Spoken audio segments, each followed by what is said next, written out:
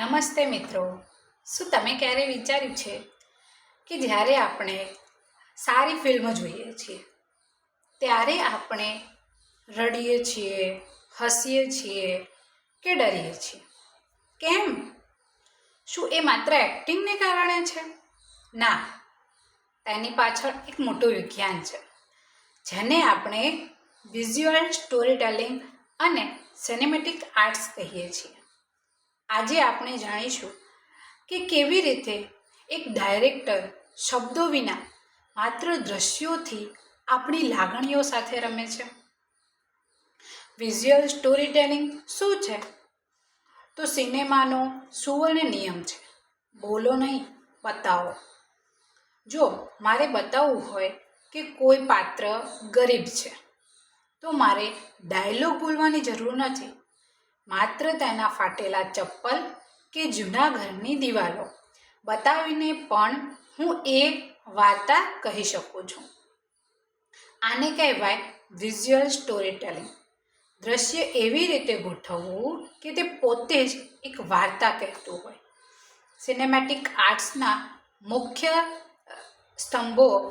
Cinematic સુંદર બનાવવા માટે 3 વસ્તુઓ સૌથી મહત્ત્વની છે. પહેલું, કેમેરા એંગલ્સ.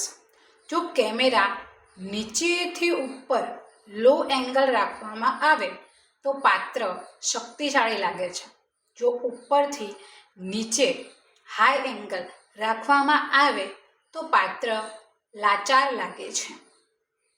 બીજું, કલર પેલેટ. ફિલ્મોમાં રંગોનો ચોક્કસ ઉપયોગ થાય છે. ગરમ રંગો લાલ, પીળો પ્રેમ કે ક્રોધ દર્શાવે છે, જ્યારે ઠંડા રંગો વાદળી, રાખોડી, ઉદાસી કે રહસ્ય દર્શાવે છે. ત્રીજું, કમ્પોઝિશન. ફ્રેમમાં પાત્ર ક્યાં ઊભું છે તે પણ મહત્ત્વનું છે. તે પાત્રની માનસિક સ્થિતિ દર્શાવે છે. ચોથું, એડિટિંગ અને પેસિંગ. શૂટિંગ પછી આવે છે એડિટિંગ. એડિટિંગ એ ફિલ્મનો બીજો જન્મ છે. ઝડપી કટ્સ ઉત્તેજના અને એક્શન વધારે છે, જ્યારે લાંબા શોટ્સ શાંતિ અને ગહનતા દર્શાવે છે.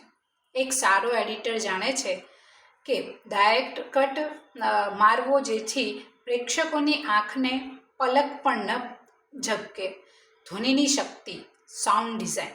સિનેમેટિક આર્ટ્સ માત્ર જોવાની નહીં, સાંભળવાની પણ કળા છે.